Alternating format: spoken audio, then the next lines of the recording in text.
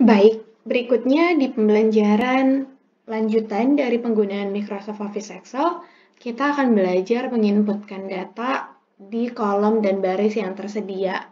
Nah, karena identik dengan penggunaan angka, maka di sini kita akan lebih banyak menggunakan angka-angka, namun dimungkinkan juga untuk melakukan beberapa formatting penulisan lewat menu Home.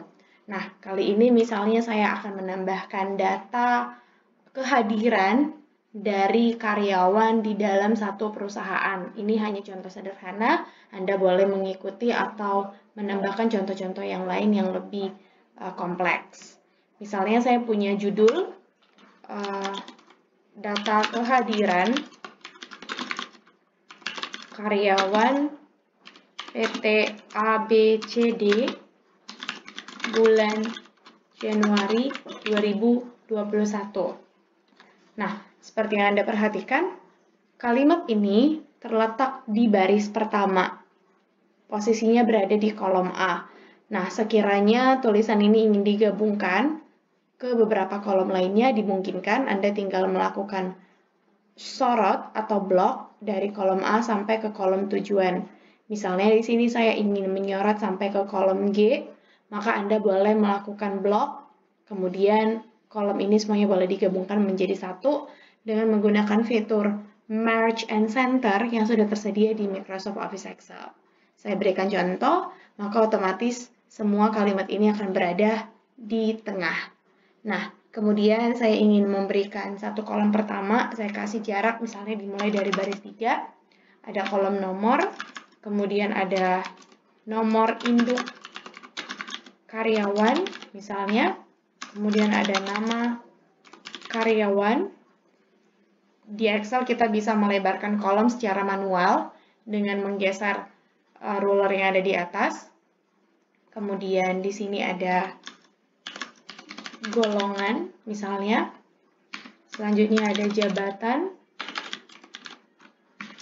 status, kemudian gaji pokok, kemudian Anda boleh menambahkan kolom keterangan misalnya. Nah, di sini ini hanya sampel saja. Anda boleh mengkondisikan kembali ke kebutuhan organisasi Anda.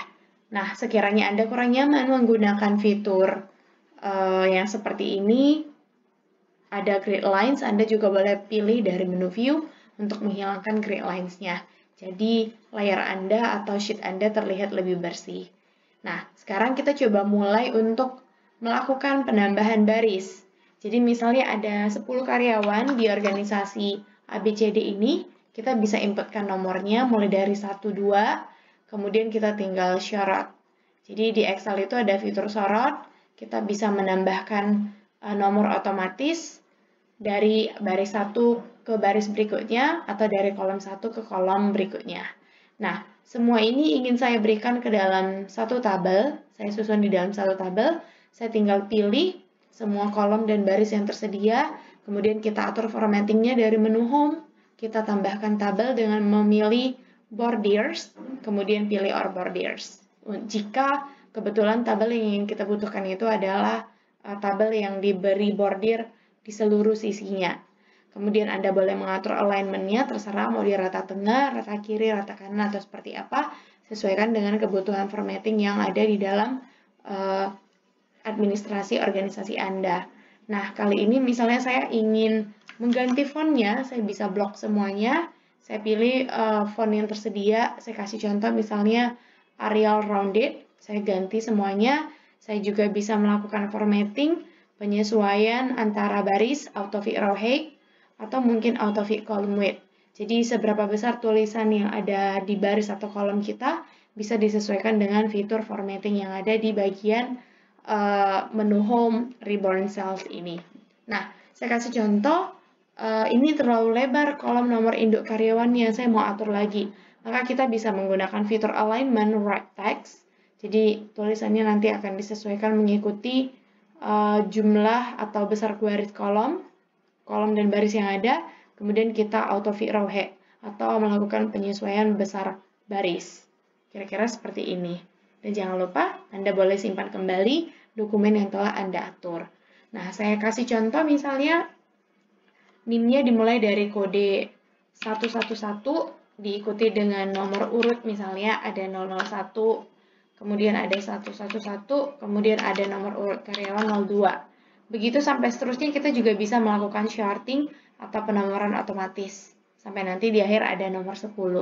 Tinggal disesuaikan kembali apakah nomor ini nomor beraturan atau tidak. Kembali ke kebutuhan organisasi yang ingin kita atur datanya. Selanjutnya, seperti yang sekarang baru saya contohkan, tulisan-tulisan di sini kita bisa atur penulisan fontnya, apakah perlu dicetak tebal, di italic, underline, kasih warna, atau sejenisnya, itu semuanya disetel dari home font. Kemudian kita boleh mengisikan nama, misalnya nama yang pertama adalah Andi, Dika, Karina, Nina, atau mungkin Doni, Nia Ramadhani, Nita, Kasih, Anugrah, Ramah, misalnya. Nah, ini kita bisa sorot semuanya, kita atur perataannya di kiri. Golongan juga demikian, misalnya ada golongan 1, atau golongan 2, golongan 3, jika memang berurutan ini bisa kita shorting seperti ini. Jadi, shortingnya itu mengikuti berapa baris yang kita ikuti di awal, yang kita pilih di awal. Kalau dia beraturan, dia akan beraturan sampai ke bawah. Kira-kira seperti ini. Oke, nah saya kasih acak misalnya, saya hanya ingin buat ini berulang di beberapa baris. Sisanya acak ya, karena jabatan masing-masing orang mungkin berbeda-beda. Mungkin ada yang golongan 3, atau saat ini mentok di golongan 1. Nah, ini tidak masalah. Misalnya saya kasih contoh, kepala subbagian pemasaran. Ini kan kelebihan ya. Supaya saya nggak capek lebarin satu-satu kolom, saya bisa atur tadi dari format auto fit column width. Nanti dia akan otomatis menyesuaikan. Atau berikutnya juga ada kasubag pemasaran, saya kasih contoh misalnya kasubag administrasi.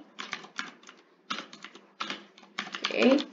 Atau misalnya di sini kita kasih kepala bagian pemasaran. Oke.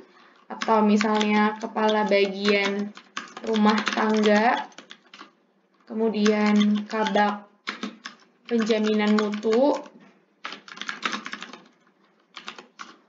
dan lain-lainnya. Nah, tapi semua ini hanya sampel ya. Jadi kita bisa atur, sesuaikan kembali dengan golongan yang kita butuhkan di sini. Jadi mungkin agak terasa aneh kok golongan 1 kok kasubag, golongan 2 kok, golongan 3 kok kabag, dan lain sebagainya. Nah, ini hanya sampel saja, tinggal Anda sesuaikan keperluannya apa. Jadi kita mengisikan data itu yang make sense lah. Ini hanya contoh saja. Kemudian kalau misalnya saya abaikan, saya anggap di sini semuanya jadi staff aja ya. Misalnya staff pemasaran, karena kalau misalnya nanti masuk ke kabag ataupun kasubag, mungkin levelnya sudah berbeda. Oke, saya anggap semuanya jadi staf pemasaran, hanya saja golongannya berbeda-beda. Statusnya misalnya ada yang sudah menikah, tidak menikah, menikah, menikah, tidak menikah, tidak menikah. Nah, di Excel kita hanya mengetikkan T-nya saja, dia sudah otomatis melacak isian-isian rekomendasi dari sel sebelumnya. Kira-kira seperti itu. Kemudian, gaji pokok, misalnya kita mau kasih yang golongan yang lebih besar adalah yang tertinggi, atau mau distandarkan juga semuanya karena sama-sama staf pemasaran, silakan.